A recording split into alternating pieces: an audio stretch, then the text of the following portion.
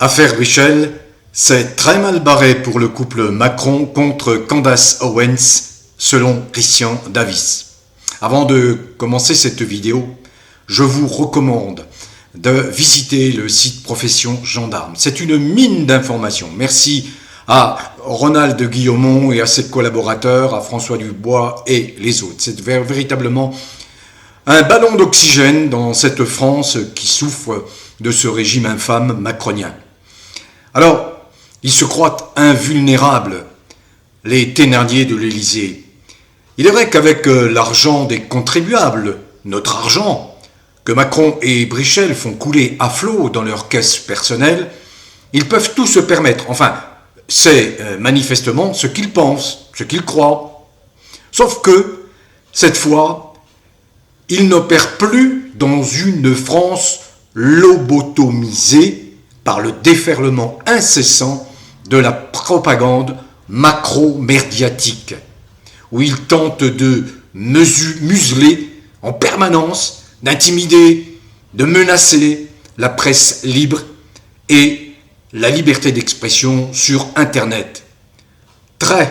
Trop sûrs de leur fait, ils vont devoir cette fois, et à leur initiative, affronter un ennemi sur son terrain. Le couple Macron a en effet déposé plainte pour diffamation contre la journaliste états-unienne, proche de Trump, mais indépendante, Candace Owens, qui a fait sienne la théorie, soi-disant complotiste, qui n'est manifestement plus une théorie, que Brigitte Macron n'est pas en réalité ce qu'elle affirme être, à savoir une femme. On attend la démonstration qui mettrait un terme définitif à cette théorie ou à cette rumeur, c'est-à-dire que les deux se présentent conjointement, et Brigitte Macron et son cher frère Jean-Michel Trogneux, qu'ils tiennent une conférence de presse, qu'ils produisent toutes les preuves, et il s'en sera terminé de cette rumeur. Mais non, il n'en est rien depuis 4 ans, 5 ans. Et puis, de nombreux témoignages sont venus conforter cette théorie, des témoignages émanant de gens qui ont fréquenté, approché les deux protagonistes de l'affaire. Alors, mais voilà, en se déportant aux États-Unis, le droit ne repose pas sur les mêmes fondements qu'en France. Le droit anglo-saxon n'est pas comparable au droit français, au droit qui repose sur le droit romain, bref. Donc, les règles ne sont pas les mêmes. Et c'est là où tout change. Mais l'ego démesuré, l'orgueil des acolytes de l'Élysée leur ont, à l'évidence, fait perdre toute lucidité. Ce que relève avec talent Christian Davis dans un excellent article à découvrir sur le site Profession Gendarme notamment, où il met en exergue le piège dans lequel le couple Macron s'est lui-même précipité. En s'attaquant à Candace Owens, il tombe sur un os très dur. Je le cite, « Elle a ramé et bossé dur à ses débuts, avec une belle pugnacité, et elle s'est fait beaucoup d'ennemis depuis qu'elle a qualifié les progressistes de Disney de pédophiles, fustigé la fraude électorale de Biden, demandé l'expulsion des migrants illégaux et dénoncé la supercherie du prétendu réchauffement climatique, explique Christian Davis, qui ajoute des experts en droit américain disent que Brichel n'a pas 10% de chance de l'emporter. Alors je vous livre quelques extraits l'essentiel des précieuses précisions que nous donne Christian Navis sur le contexte judiciaire et médiatique états-unien. Je le cite à présent. On n'a pas bien expliqué au couple dictatorial les subtilités de la procédure américaine où les plaideurs disposent d'infiniment plus de possibilités qu'en France pour démontrer ce qu'ils allèguent, avec une liberté de ton et une publicité des audiences impensable chez nous. La définition de la diffamation est beaucoup plus restrictive aux USA.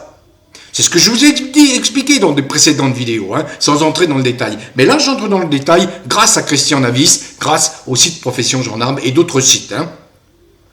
Aux États-Unis, je le cite, la diffamation est régie par le droit des États, qui peut entraîner des définitions et des sanctions variées de l'un à l'autre. Mais quelle que soit la juridiction saisie, les principes du premier amendement de la Constitution, dont je vous ai souvent parlé, qui protège la liberté d'expression, prime toute autre considération. C'est exactement le contraire en France, ou presque. Les cours supérieures d'État et la Cour suprême y veillent, parce que les médias d'information sont réellement pluralistes et indépendants. Cette protection constitutionnelle est renforcée pour limiter, sinon écarter, les plaintes en diffamation émanant de personnalités publiques. Vous voyez ce que fait Macron. Les Macron n'auraient jamais pu faire ce qu'ils font aujourd'hui contre Candace Owens s'ils étaient aux États-Unis. Je cite encore Christian Navis. Pour qu'une déclaration soit jugée diffamatoire, elle doit non seulement être fausse et nuisible à la réputation, ce n'est pas le cas, puisque Candace Owens n'arrête pas de tendre la main à Brigitte Macron, à Jean-Michel Trogneux, de leur demander de répondre aux questions qui posent question. Ils n'en ont rien fait, au contraire, ils se sont braqués et ils ont engagé cette procédure judiciaire aux États-Unis. Bon, je poursuis, je cite, je continue, je cite Christian Navis.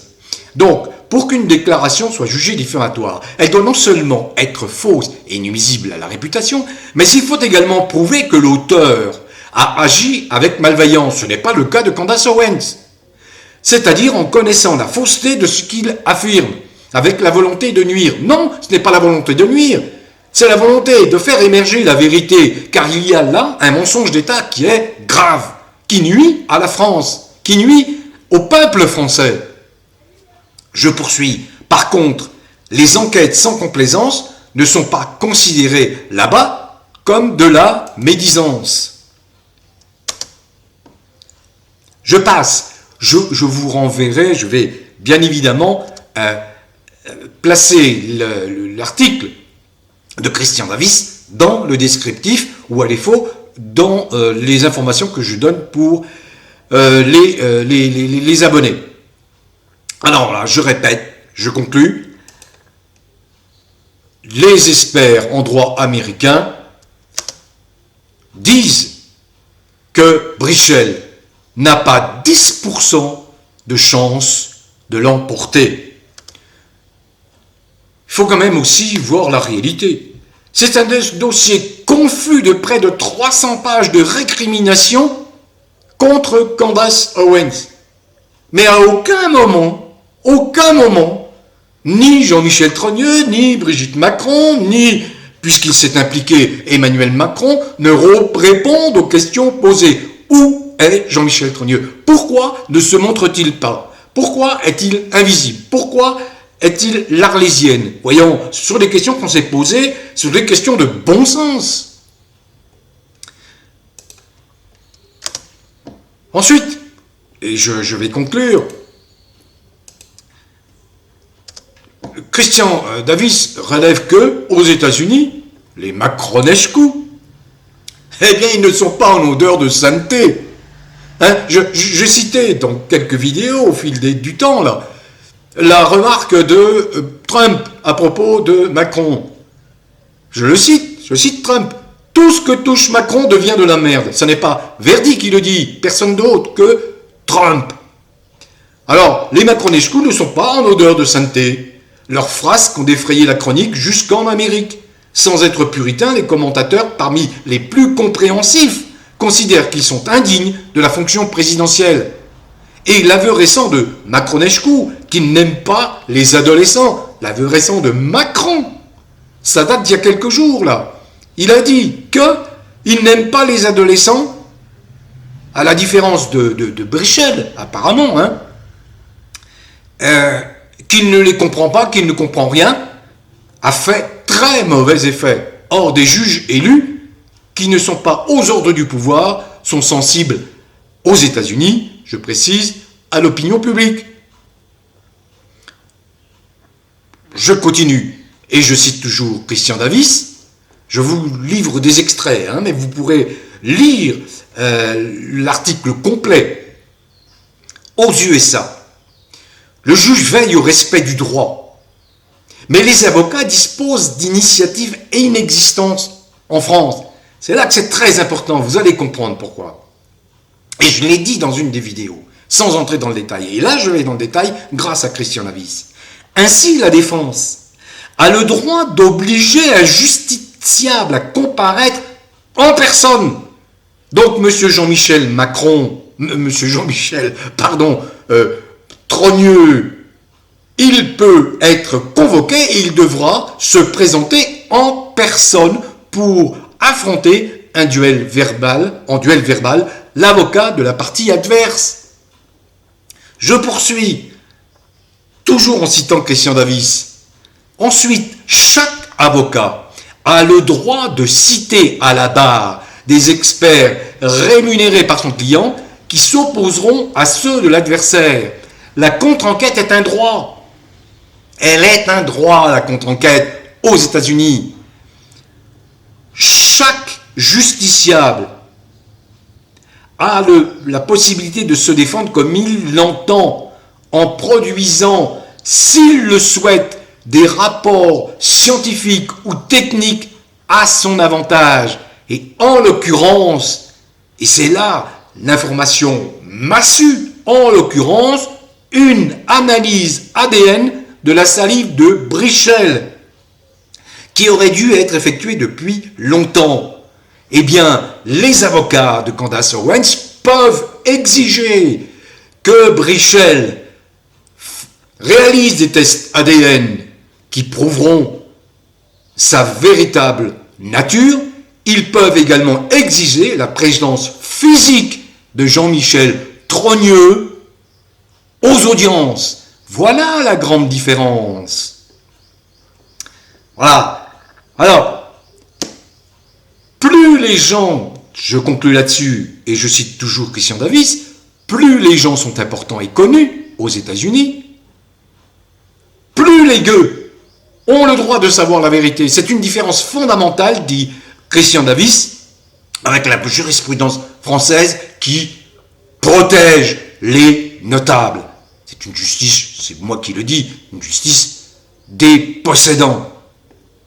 Voilà, je vous recommande donc la lecture de cet article complet, puisque j'en ai cité quelques extraits, pour vous éclairer sur cette affaire Brichel.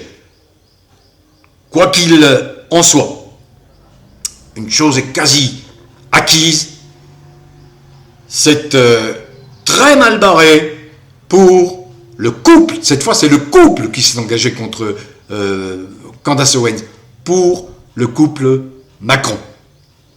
Bon vent à tous, prenez soin de vous et portez-vous bien.